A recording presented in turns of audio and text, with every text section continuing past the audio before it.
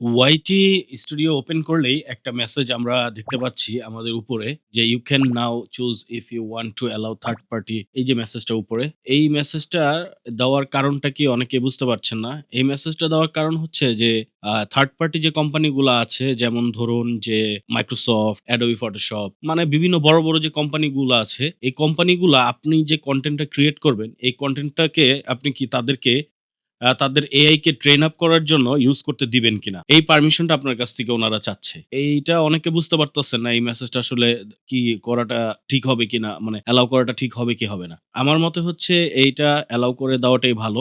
যদি আপনার কনটেন্টটা এত বড়, বড় কোম্পানির এআই ট্রেনিং এ যদি কাজে লাগে, তাহলে এটা তো আসলে আপনার কনটেন্টের জন্য এবং আপনি একজন কনটেন্ট ক্রিয়েটর হিসেবে এটা একটা অনেক বড় পাওয়া। তাই আপনারা এটাকে আমার মতে ক্লিক করে দেওয়াটাই ভালো। তো এই যে ভিউ সেটিংস এ দেখতে পাচ্ছেন, এখানে ঢুকবেন। ঢুকার পরেই দেখতে পারবেন আপনাদেরকে নিয়ে যাবে থার্ড পার্টি অ্যালাউড যে সেকশনটা আছে এইখানে। তো এখানে গেলে আপনি ২ টা অপশন পাবেন আরকি। একটা সিলেক্ট থার্ড পার্টি কোম্পানিগুলা, মানে আপনি মন মতন যে কটা ১৬ টার উপরে মনে হয় ১৬ টা প্লাস কোম্পানি আছে, মন মতো সিলেক্ট করতে পারবেন। আরেকটা হচ্ছে যে অল। আপনি চাইলে অল মানে সবগুলাকেই আপনি অ্যাক্সেস দিতে পারেন আপনার কনটেন্ট, যাতে তারা তাদের এআই কে ট্রেন আপ এর জন্য কাজে লাগাতে পারে। তো আমার কথা হচ্ছে যে আপনি অল অপশন সিলেক্ট করে দিন।